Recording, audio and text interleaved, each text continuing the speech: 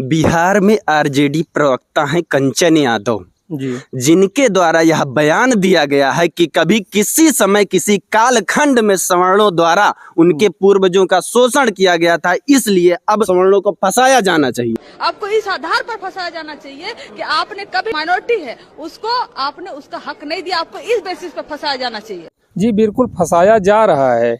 जैसे SC/ST act में काफ़ी लोग ऐसे फंसे हुए हैं, फर्जी मुकदमे में झेल रहे हैं। कि आप भाजपा में कब से हैं?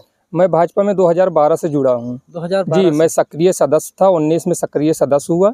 उसके बाद मैं बूथ अध्यक्ष, मंडल उपाध्यक्ष भी रह चुका हूँ। मैं आज 24 तारीख को मैं रिजाइन दे चुका हूँ। 10% लोगों के विरोध करने से उनका क्या होगा? 10% ही लोग पूरा समीकरण बदल देते हैं। जी। बहन मायावती का बयान आया, उन्होंने तो सपोर्ट किया है यार इसका। बहुत सारे लोग हैं सपोर्ट कर रहे हैं, बहुत सारे लोग हैं इसका विरोध भी कर रहे हैं। JNU में नारे लिखे जाते हैं जो है कि तिलक तराजू और तलवार, ठाकुर ब्राह्मण बनिया, ये भारत छोड़ो। हम लोग आतंकवादी हैं क्या? हमारे पूर्वजों ने इस देश को आजाद कराने के लिए अपना बलिदान दिया है। कुछ जो गलत करेगा उसके ऊपर कार्रवाई हो।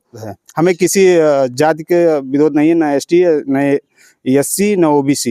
ये एक ही कानून एक ही नियम में मोह भंग हो गया। मोदी जी ने नारा दिया था सबका साथ सबका विकास, तो हम लोग सोचे कि जो है सबका साथ यानी सारी जातियों, सारे धर्म, सारे सबको एक साथ लेकर चलेंगे। जी जी। और किसी में भेदभाव नहीं करेंगे। जी जी।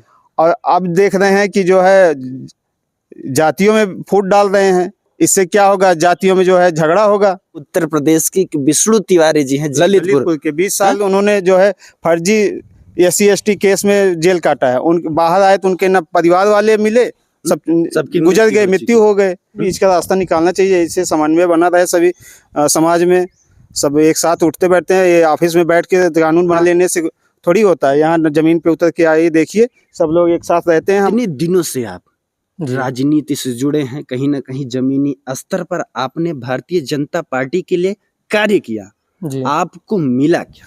नहीं, हमें तो कुछ नहीं मिला। हम 2012 से जुड़े हैं, हमें कुछ नहीं मिला है। प्रशासन द्वारा मेरे को प्रताड़ित भी किया गया है। ये सरकार सबको गुमराह कर रही है।